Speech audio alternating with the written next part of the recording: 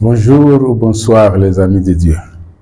J'espère que très bien vous allez pour la gloire de Dieu et vous serez toujours très bien. La foi de ton église ou ta foi. Voilà le thème sur lequel je voudrais qu'on échange un peu. Il y a deux types de foi. La foi de ton église. Quelle est ton église? Quelle est ta confession religieuse? Elle a une foi. Le sais-tu? Elle a une foi.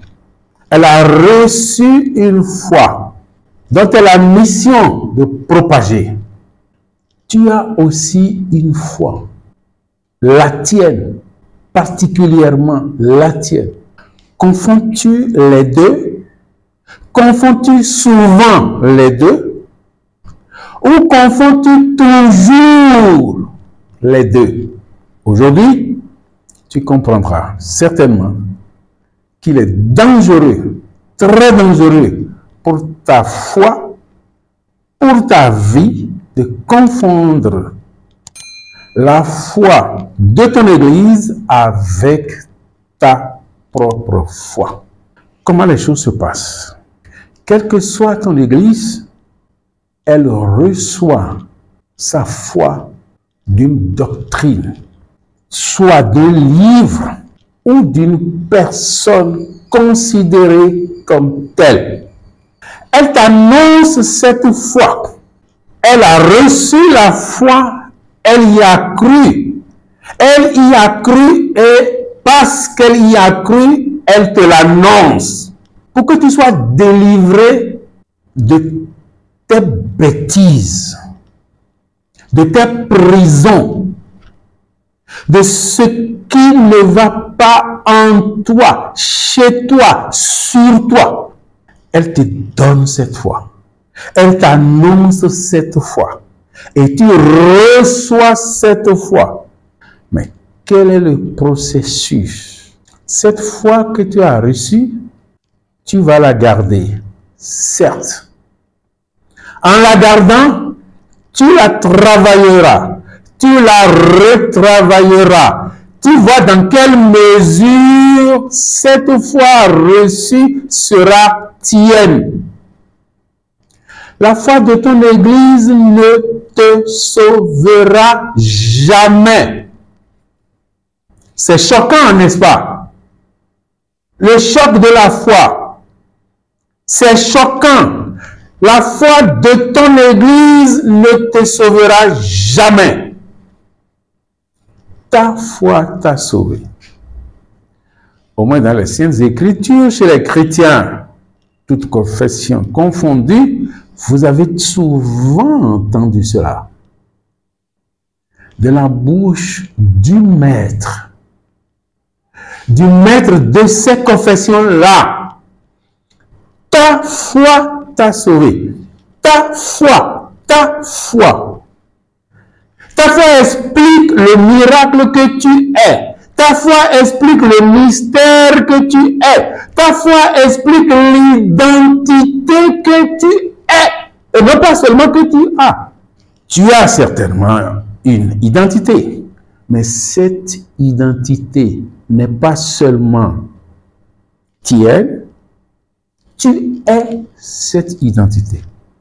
Tu constitues cette identité. Et c'est ta foi seule qui explique cette identité. Tu comprends? Il n'y a aucun miracle dans le monde. Aucun. Il n'y a aucun vrai miracle dans une église. Et la vraie église, c'est ton cœur, c'est ton intériorité, c'est ton intérieur. Le vrai royaume à nourrir, à renouveler, c'est ton intérieur. Tu dois pouvoir entrer en toi-même. La porte qu'on te demande de fermer, c'est ça. Tu es donc ton propre miracle. Tu es le miracle de ton église. Cesse de confondre la foi de ton église, de ta confession religieuse, avec ta foi. Quand tu reçois la foi de ton église, tu la travailles. tu la retravailles. Tu fais tout pour que cette foi devienne tienne. Sans quoi, tu ne seras pas sauvé par une foi différente de la tienne. Souvent, nous ne le savons pas. Nous ne le savons pas. Et on se promène avec la foi de nos confessions religieuses. On se promène avec la foi de nos églises différentes. Non! Crée ta foi. Constitue ta foi. Donne-toi un appui à partir, bien sûr, de ce que tu auras entendu de la foi de ta confession religieuse. À partir de ce que tu auras entendu de ton église. À partir de ce que ton église t'aura prêché. Réfléchis. Et quitte là où tu es, si jusque-là, tu prends pour foi celle que ton église t'a donnée. C'est grave. Toute église confondue, toute église, je ne veux nommer aucune, mais toute église confondue. Si tu es croyant, tu fais partie d'une chose. Même si tu es athée, parce que c'est une forme de religiosité.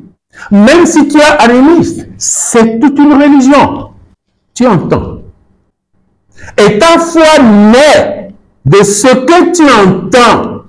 N'oublie pas les Saintes Écritures qui te le disent.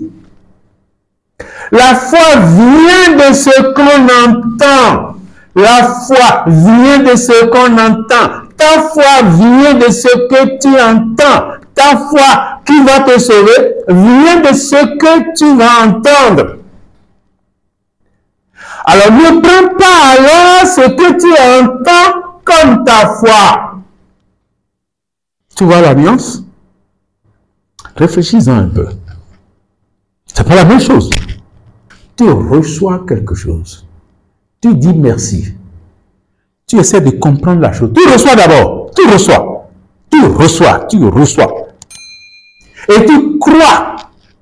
C'est pourquoi quelqu'un, je ne sais plus qui exactement, juriste de dire faux, il dit croire pour comprendre et ne pas comprendre pour croire. Oui. Croire pour comprendre. Donc tu reçois la foi de ton église, tu crois, tu acceptes. Mais c'est sa foi. Cette foi qu'on t'a annoncée ne te sauvera pas. Tu vas recevoir, tu vas accepter, tu vas fonder ta foi à partir de ce que tu auras entendu. C'est clair. Tu commences par comprendre. Quand nous avons dit que la foi n'est pas souvenir, la foi n'est pas histoire racontée. Non. La foi n'est pas rappel. La foi n'est pas fonction de la mémoire. Parce que tout ça entre dans la même ligne. Et souvent, c'est ce que nous prenons pour foi. Et on comprend très bien la fragilité de notre foi. La fragilité de ce que nous appelons foi. Parce que ce que nous appelons foi n'est justement pas foi. Nous insistons, s'il vous plaît. Rappel n'est pas foi. La parole de Dieu n'est pas foi. La parole de Dieu n'est pas foi. La parole de Dieu n'est pas foi. La foi doit venir de la parole de Dieu.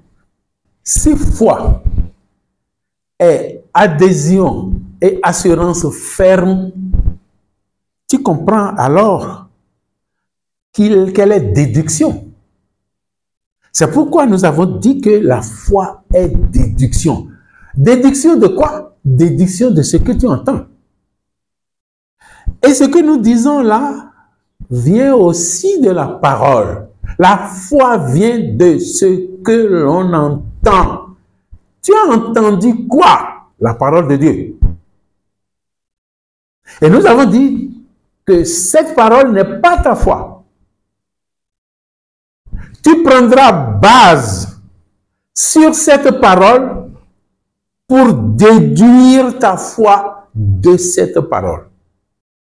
Là, tu auras toute l'assurance de la définition de la foi en Hébreu 11. La foi qui est une assurance de ce que tu espères. La démonstration de ce que tu ne vois pas.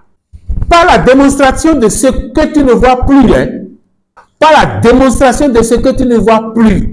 Parce que si tu commences par faire la démonstration de ce que tu ne vois plus, ça signifie que tu as déjà vu. La foi serait la mémoire. La foi sera fonction de la mémoire. La foi serait rappel. La foi sera ressouvenir. Je refuse. Nous refusons. La vraie foi refuse ça. La vraie foi rejette cela. La démonstration de ce qu'on ne voit pas. La démonstration, attendez, de ce qu'on n'a jamais vu. Ce que tu vois, croire, est-ce que ça a un sens? Ça n'a pas de sens. Tu ne seras pas heureux. C'est pourquoi la résurrection, on nous dit, heureux ceux qui croient sans avoir vu. Parce que si tu vois, tu ne crois plus. Tu es certain. Tu es dans la science expérimentale. Or, l'expérience spirituelle est totalement différente. Donc, on s'entend bien. Écoute, réécoute. Si tu ne comprends pas, reprends. Et si tu as des questions, pose. Des questions particulières, pose. Parce que nous voulons justement que tout ce qui concerne la foi soit clair pour chacun de nous. Après tout ce que nous venons de dire, nous pouvons passer à la troisième petite étape, où nous avons réservé de te dire que la foi est ici inclusive. Elle n'est pas exclusive. Puisque la déduction que tu viens de faire dans la deuxième étape est mentale et à l'intérieur de toi. Cette intériorité qui s'est révélée en toi te montre que ta foi, c'est toi et toi seul qui la possède. En quoi as-tu foi? La foi en toi-même vient de ce que tu entends. La foi en ton intériorité vient de ce que tu entends. La foi en la nature, en tant que cosmos, vient de ce que tu entends. La foi en l'univers, en tant que l'ensemble de ça, vient de ce que tu entends. Toutes sortes de foi que tu as vient de ce que tu entends. La foi qui n'est même pas adhésion à Dieu. Tes croyances, j'entends, vient aussi de ce que tu entends. Et tu sais que tu dois pouvoir traiter ces choses. Parce que si tes croyances ne t'avantagent pas, tu les laisses. Si tu ne laisses pas les croyances qui ne t'avantagent pas, elles deviendront ta foi. Or, ta foi est inclusive. Elle va commencer par vivre en toi. Tu vas te détruire. Tu vas te détruire. C'est pourquoi il faut faire attention. Tu vas te détruire à partir de tes croyances, comme tu peux te détruire à partir de ce que tu appelles foi, si ce n'est qu'un souvenir. Fais alors attention.